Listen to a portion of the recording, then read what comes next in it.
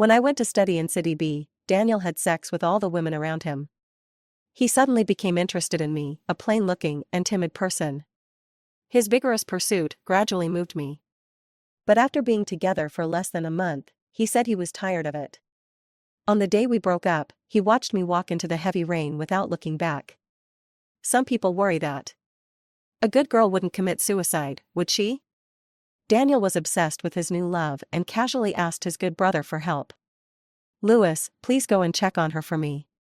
I'm afraid she might jump into the sea because she's upset." It rained heavily in Hong Kong Island that night, and I was soaked as Louis held me on his lap. He answered Daniel's phone, his voice was tired. "Yeah, I found her." He lowered his head and kissed my ear softly. "Don't worry, she is very obedient now." Daniel called me. He asked me to go to the club he often went to, room 808, to find him. It was raining when I arrived. My hair was wet when I got off the car. I couldn't help but shiver when the cold air blew. The door of the box was ajar, and the sound of singing could be heard. It took me a while to find Daniel. He had his arm around a very pretty young girl. When Daniel saw me, his expression didn't change at all. He even hugged the girl tighter. I stood there blankly, my mind going blank. I can't figure it out. Daniel pursued me vigorously for a whole year. It's been less than a month since I agreed to be his girlfriend. Just 3 days ago, he pinched my face, smiled, and told me he loved me very much. But now there is another girl sitting on his lap. 100 times prettier and sexier than me. "Annie," Daniel said calmly, "I have a few words to tell you." The music in the room stopped. Everyone quieted down tactfully. I stood there, feeling the embarrassment of being stretched to the limit. "I really liked you before. But I'm in love, not going to a convent to become a nun." Daniel's voice was tinged with intoxication, yet still gentle. "I respect your opinion. If you don't want to, I won't force you. It's just that I'm tired of you, so let's break up." My wet hair stuck to the sides of my face. It pricked my skin and felt icy cold. I couldn't hear the sounds around me, nor could I see the strange looks those people gave me. Just staring at Daniel blankly. "But 3 days ago, you said you loved me." "Daniel, it's not that I don't want you to kiss me, it's just that I'm not ready yet." "Okay, Annie, let's not talk about this anymore." Daniel raised his hand to interrupt me, still looking at me gently. "I want to break up now, do you understand?" The tears that had been rolling in my eyes for a long time suddenly fell. I grew up in a single-parent family. I am plain-looking and timid. From junior high school to college, I lived like a transparent person. Until I came to City B to study, until I met Daniel. This was the first time I was pursued so vigorously. Being held in someone's hands and cared for and loved like this. It's easy to be moved. But he said he was tired of it. Because of the kiss I pushed away? Or was it because I rejected his request for me to move in with him? I was so confused, but subconsciously I was still thinking about making amends.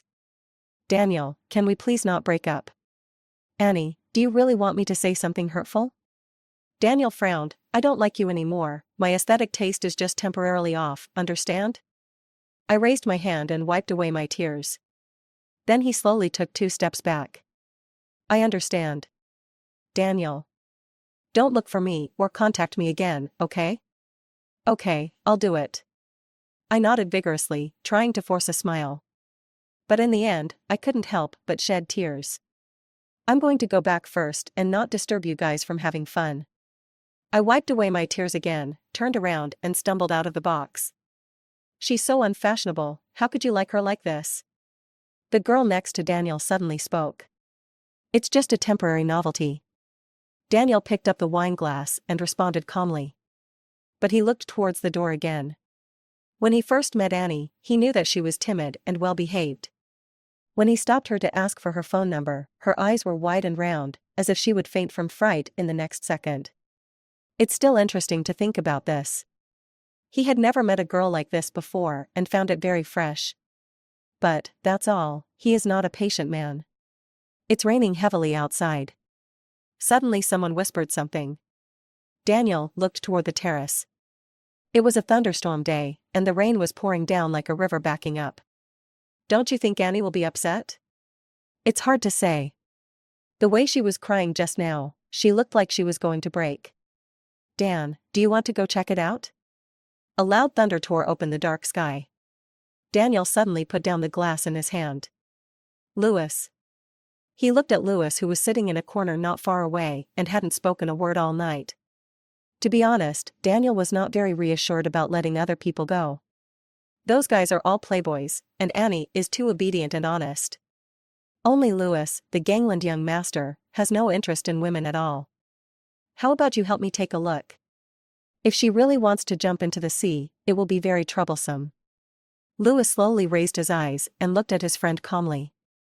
Daniel felt a little regretful after he said that. Louis is a cold-hearted person by nature and doesn't bother to meddle in other people's business. He is simply asking for trouble. If you don't bother. Good. Louis suddenly agreed. Daniel was a little surprised. But Louis had already stood up, grabbed his suit jacket and walked out. It's raining too heavily.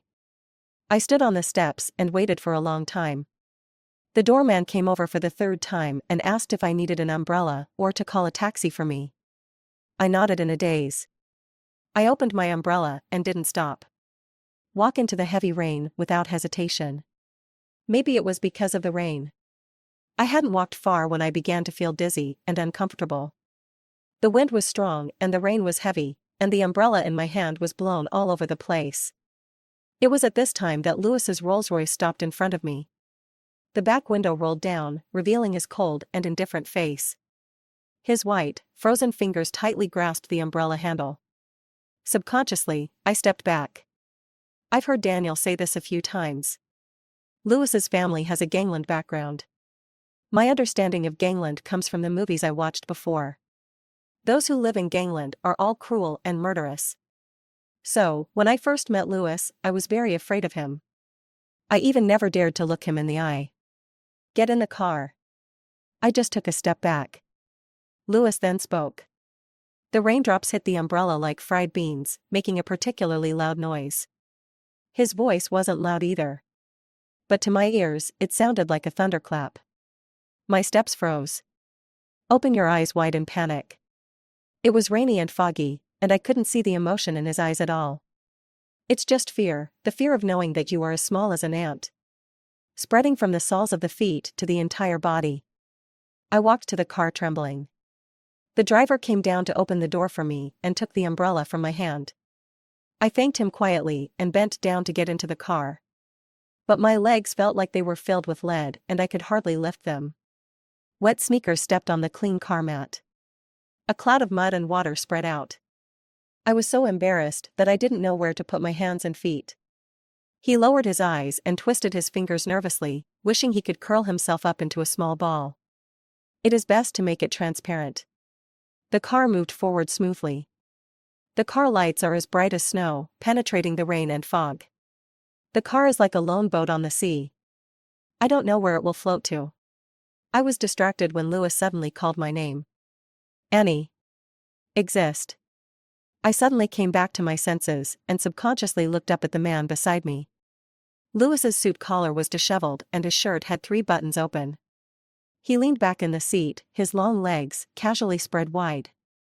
Like a dormant lion, he remained silent yet carried an intimidating aura as if he was in control of everything. I looked away in panic.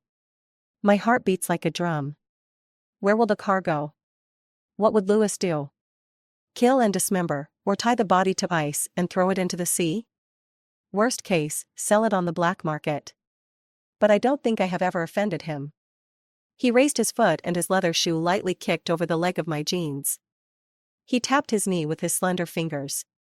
Come over. I just felt a loud bang in my ears. She looked at him with wide eyes, heat boiling on her cheeks and neck. Can't understand? Louis raised his eyebrows slightly. Come here and sit here. He said it again. The speaking speed slowed down a bit and the Mandarin was quite standard. I heard it clearly, but I was just dumbfounded. Until he got impatient. The car suddenly jolted. I felt like my heart was about to burst out of my chest. All kinds of messy and bloody images flooded into my mind. My nerves were instantly stretched to the limit. Before the brain could react, the body had already chosen to protect itself. I almost crawled onto his lap using my hands and knees. She even obediently followed his signal and sat in a straddle position. Louis's lips curled slightly, handing over a soft towel. "Wipe your face." I took it obediently. His cell phone suddenly rang. Louis picked up the call, swiped it to answer it, and said lazily, "Hey, Dan." The towel in my hand fell right off. Louis looked at me and suddenly smiled. "Yeah, I found her." His voice sounded very low in the enclosed space. "You have fun." Louis held his phone in one hand. With the other hand, he gently pinched my jaw. It was raining heavily and the vision was unclear. The car suddenly shook a little, and I was caught off guard and lost control and moved forward. Louis's thin lips just brushed the side of my face. The breath was warm and ambiguous, brushing past my ears. I was completely frozen. Louis didn't push me away, instead he pecked the corner of my lips. When he spoke again, his voice was slightly hoarse. "Don't worry, she's very well behaved now." The moment the words fell, the call was cut off. In a closed little world separated by partitions. Louis rubbed my jaw with his fingertips, pulling me closer little by little. "Annie." He applied a little force with his fingers. I frowned and had to open my mouth slightly. But she just happened to receive the deep kiss he gave her. Daniel doesn't like good people. But I like it. He kissed me so deeply and hard that I was too clumsy to breathe. It was almost impossible to breathe. Louis paused for a moment and reached his long fingers into my sweatshirt. "Clamp the soft flesh on the side of the waist and knead it gently." Until my breathing became disordered and my eyes were filled with tears. Her fingers grasped his sleeves, tightening and unclenching them, so tense that her nerves trembled slightly. "Don't be afraid," he said soothingly and bent down to kiss me gently. "Your first time, we weren't here." Until the early hours of the morning. The heavy rain slowly stopped. Daniel stood by the French window. He absent-mindedly lit a cigarette. My friend came over and sighed. "Annie is so timid, I don't know how scared she is now." Louis shouldn't make things difficult for her. You know Louis's personality. He hates women the most. Especially the crying ones. Daniel exhaled a puff of smoke. "It's good to scare her. You liked her so much before and pursued her for a year, how come you're tired of her after just 1 month?" "It's boring. Like a piece of wood." Daniel smiled. "I don't allow you to kiss or touch me. I'm not a monk. Take your time. Annie looks like a good girl." Daniel leaned against the glass, a faint smile in his eyes. "What do you know? After this incident, she won't take it anymore. You still have the means." My friend couldn't help laughing. "There's no way that little girl Annie could beat you. From now on, I will listen to you and let you do whatever you want. I won't bully her." Daniel put out his cigarette butt. "Don't have any contact with her these few days. Give her the cold shoulder for a while." "Okay, I'll wait until the day you get the beauty." "What kind of beauty is she?" "Annie is fair-skinned and pretty. How can she not be a little beauty after dressing up?" Daniel laughed again. "Why haven't I seen you guys praise her like this before? She had just come to City B and was still a little country girl. I've noticed that in the past few months, she has become more fashionable. Last time you were on a date, she was wearing a green dress. Her legs were so beautiful that they were dazzling." The smile in Daniel's eyes suddenly disappeared. "What are you talking about?" "Haha, that's quite unexpected. After all, I was really inconspicuous when I first arrived." Daniel turned around and walked out with a cold face. "If you like it, why don't you go after it? Annie's heart and eyes are filled with only you. I won't do such a shameful thing." This sentence pleased Daniel. His expression relaxed a little. I thought to myself that I had originally planned to ignore her for a month. Let her learn her lesson and obey me in the future. Now that I think about it, half a month has been about the same. After all, Annie is timid, sensitive and crybaby. When I came out of the shower, Louis was already smoking on the terrace. He was shirtless, wearing only a pair of navy blue pajamas underneath. The trousers hung loosely around her narrow waist. revealing a strong chest and abdominal muscles. I stood there uncomfortably. I didn't dare to step forward or speak. The words Louis just said in the car. It is still churning in my heart like thunder. Are you not coming yet? Louis put out his cigarette and looked back at me. It doesn't seem to be raining outside anymore. I pursed my lips nervously. Louis's house is really, really big. If he doesn't let me go, I won't even be able to find the exit. Louis turned around, leaned against the white railing, and looked at me. What do you want to say? His hair was half wet, and his unfathomable eyes seemed to be stained with cold moisture. I plucked up the courage to look at him, then quickly lowered my eyes. The sound is getting smaller and smaller. I want to go back to school. Going back to school so late at night? A classmate of mine has rented a small apartment near the school. I can use that for the night. Are you afraid of me? I shook my head subconsciously, but my face became paler and paler. Louis didn't say anything, just his eyes fell on me. From head to toe, he examined her inch by inch. The house clothes I was wearing were prepared by the maid. The navy blue satin fabric is the same as the one Louis is wearing. At first glance, they look like couple outfits. It's not impossible for you to go back to school. I raised my head suddenly and looked at him with wide eyes. When Daniel mentions Louis, he often says this. Louis has a bad temper and is extremely difficult to get along with. But now, he seems to be very easy to talk to. Annie, come here. I hesitated a bit, but finally went over anyway. The most important thing now is to get out of here. So, it's best not to annoy him. I stood in front of him, but still about 1 meter away. He is taller than Daniel. I was wearing slippers and could barely reach his chest. How long have you been talking to Daniel? I pursed my lips instantly. Hearing the name Daniel, my heart felt like it was being stabbed by needles, and the pain was intense. As soon as Louis finished speaking, my eyes were already red. 1 month and 3 days. I remember it quite clearly. Of course I remember it clearly. After all, Daniel was my first love. This is the first person I like. Why don't you let him kiss you? Louis held my jaw and asked me to look up at him. My tear glands are swollen and painful. I don't want to cry for Daniel.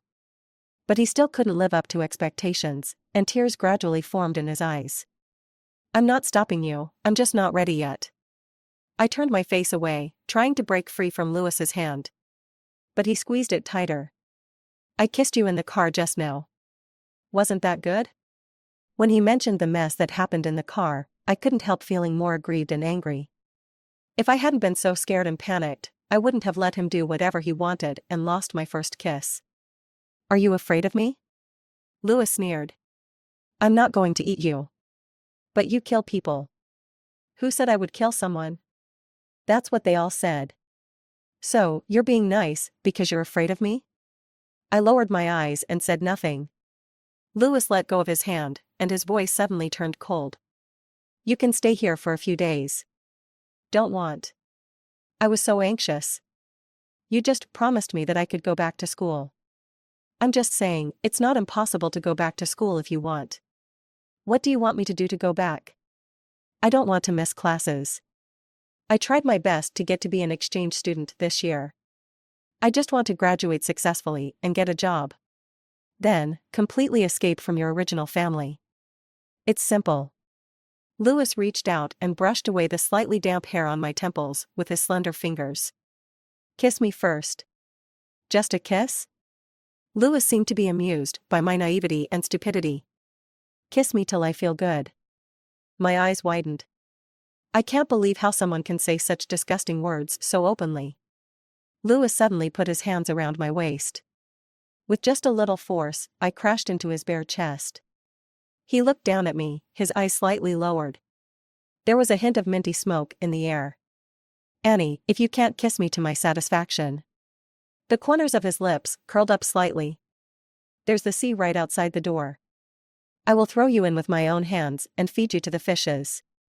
Under the hot palms, my skin was trembling. But Louis held it tighter. So much so that my body and his were almost perfectly fitted. The fear I felt when getting on the bus swept over me even more violently. I opened my mouth and my tongue was a little tied. After a while, he asked in a trembling voice. How can I kiss you to your satisfaction?